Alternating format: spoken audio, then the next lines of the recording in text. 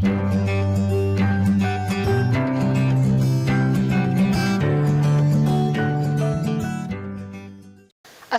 warahmatullahi wabarakatuh. Kembali lagi bersama saya Siti Maryam. Di sini saya akan menyampaikan materi bab 5 setara kelas 10 kelas 11 Pendidikan Kewarganegaraan pada bab kewenangan lembaga-lembaga negara menurut Undang-Undang Negara Republik Indonesia tahun 1945. Yang pertama, ada suprastruktur dan infrastruktur politik. Suprastruktur, apa sih yang dimaksud dengan suprastruktur?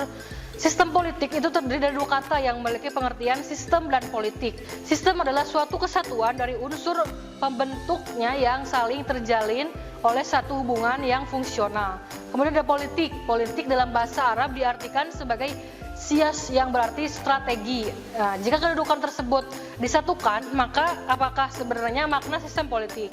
Lanjut, bahwa sistem politik itu apa ya? Nah, sistem politik adalah seluruh kegiatan politik di dalam suatu negara atau masyarakat yang mana kegiatan tersebut berupa penerapan nilai-nilai dasar kepada masyarakat yang saling terhubung dan terikat. Nah, apa sih ciri-ciri sistem politik? Yang pertama, harus memiliki tujuan. Yang kedua, harus mempunyai komponen. Yang ketiga, tiap komponen itu memiliki fungsi yang berbeda-beda. Yang keempat, adanya interaksi antar komponen. Yang kelima, adanya mekanisme kerja seperti pengaturan struktur kerja dalam sistem politik. Yang keenam, ada kekuasaan.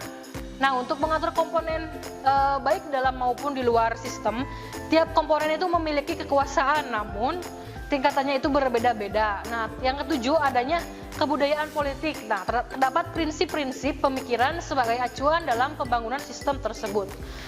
Nah, ciri khas sistem politik apa sih? Yang pertama, daya jangkauannya universal atau menyeluruh ya, meliputi semua anggota masyarakat. Kemudian adanya kontrol yang bersifat mutlak terhadap pemakaian kekerasan fisik.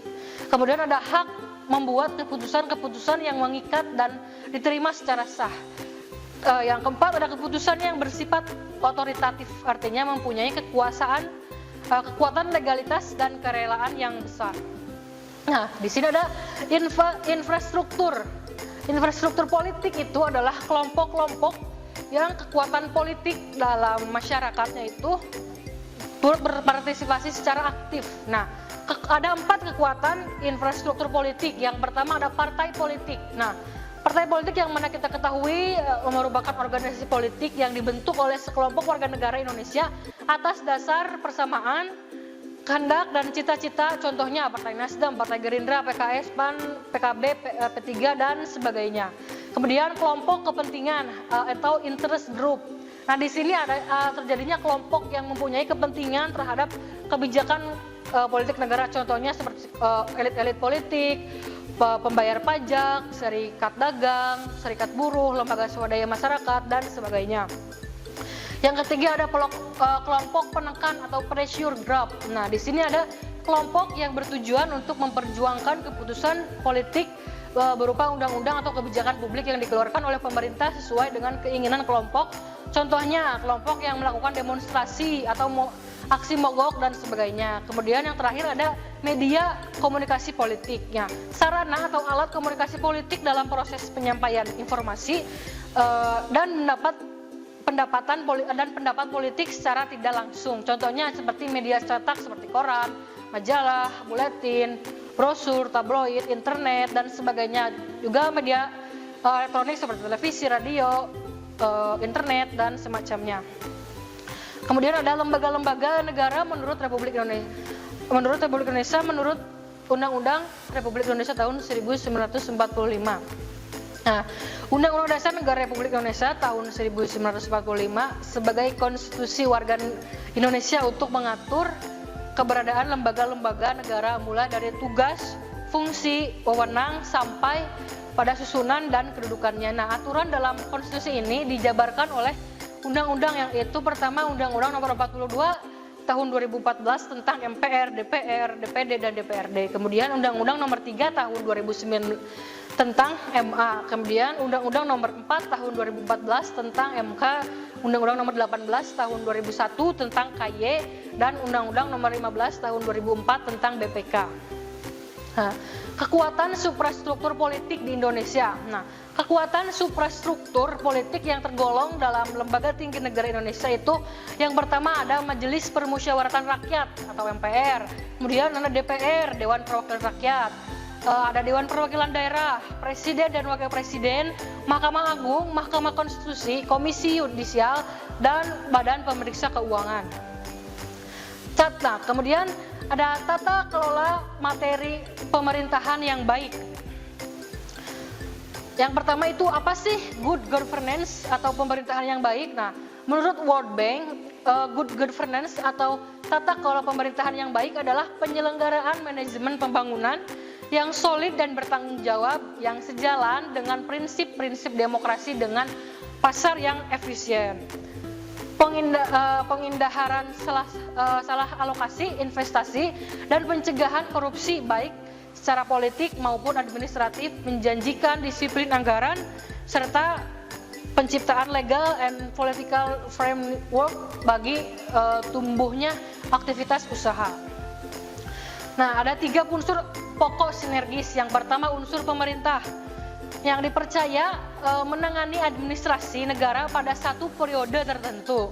Kemudian nomor 2 ada unsur swasta atau wirausaha yang bergerak dalam pelayanan publik. Yang ketiga ada unsur masyarakat atau warga sebagai stakeholder. Nah, tata kelola pemerintahan yang baik merupakan bentuk pengelolaan negara dan masyarakat yang berstandar pada stakeholder atau masyarakatnya. Nah, pemerintah dan masyarakat duduk bersama untuk membicarakan masalah-masalah yang dihadapi bersama dan sekaligus merencanakan bersama apa yang mau dilakukan dan hendak dikerjakan di masa yang akan datang. Nah, di sini ada ciri-ciri tata kelola. Yang pertama harus demokratis, komunikatif, penguatan diri sendiri, keseimbangan kekuatan, dan independensi. Nah, di sini demokratis. Demokratis itu merupakan interaksi yang baik antara pemerintah, swasta, dan masyarakat, serta terjalankannya tata pemerintahan secara terbuka terhadap kritik dan kontrol dari masyarakat. Kemudian komunikatif itu ada jaringan multisistem untuk menghasilkan output yang sangat berkualitas. Ada penguatan diri atau self-enforcing process untuk mendirikan pemerintah atau self-governing dalam kondisi lingkungan masyarakat yang dinamis. Adanya keseimbangan atau balance of force, mewujudkan pembangunan yang berkelanjutan atau sustainable development untuk menciptakan dinamika kesatuan dan kompleksitas harmoni dan kerjasama. Kemudian ada independensi, menciptakan saling ketergantungan unsur sinergis melalui koordinasi dan fasilitas. Nah, di sini ada hubungan dalam struktur kepemerintahan Indonesia. Yang pertama pasar, contohnya pemerintah mengendalikan harga-harga sembako agar sesuai dengan harga pasar. Kemudian ada rakyat, contohnya pemerintahan itu memberikan pelayanan dan perlindungan bagi rakyat. Organisasi kemasyarakatan, contohnya pemerintah memberikan kesempatan kepada organisasi kemasyarakatan untuk berpartisipasi dalam pembangunan. Yang keempat ada pejabat yang dipilih atau politisi. Nah, di sini pejabat contohnya mengadakan pertemuan atau rembug antara tokoh masyarakat, pejabat, birokrasi atau politisi. Kemudian ada lembaga pemerintahan dengan penduduk perkantoran dan penduduk pedesaan. Contohnya memberikan izin bertempat tinggal kepada penduduk yang bekerja di perkotaan. Kemudian ada legislatif dan eksekutif. Misalnya membahas tentang rancangan undang-undang. Yang ketujuh ada pemerintahan nasional dengan lembaga internasional. Contohnya kerjasama di segala bidang untuk kemajuan bangsa internasional. Nah, di sini ada syarat tata kelola pemerintahan yang baik. Apa sih syaratnya? Yang pertama harus efisiensi dalam manajemen secara pada sektor publik. Kemudian akuntabilitas publik, segala tindakan yang pemerintah dapat dipertanggungjawabkan kepada masyarakat. Kemudian adanya hukum, adanya peraturan perundang-undangan yang mendukung. Kemudian ada sistem informasi yang mana untuk menjamin akses masyarakat terhadap segala kebijakan dan informasi. Kemudian ada transportasi, masyarakat memiliki hak untuk mengetahui keputusan dan gerakan dari pemerintah. Selanjutnya ada partisipasi warga negara dalam sistem politik di Indonesia. Partisipasi politik adalah merupakan suatu peran serta warga negara baik secara individu maupun kelompok dengan tujuan untuk mempengaruhi keputusan politik. Ciri-ciri suatu masyarakat politik adalah yang pertama, selalu adanya kelompok yang memerintah dan diperintah. Yang kedua, dapat menerima suatu pendapat. Yang ketiga, dapat membangun budaya politik yang demokratis. Yang keempat, memiliki wawasan kebangsaan, sikap dan perilaku yang mencerminkan cinta tanah air. Yang kelima, menunjung tinggi demokrasi, hak asasi manusia, keadilan, persamaan, dan sebagainya merupakan syarat-syarat dari partisipasi politik. Di sini ada partisipasi politik di lingkungan sekolah. Yang pertama, contohnya dalam pemilihan ketua kelas, pemilihan ketua OSIS atau ketua organisasi ekstrakurikuler. Kemudian ada pembuatan anggaran dasar dan anggaran rumah tangga OSIS atau organisasi ekstrakurikuler.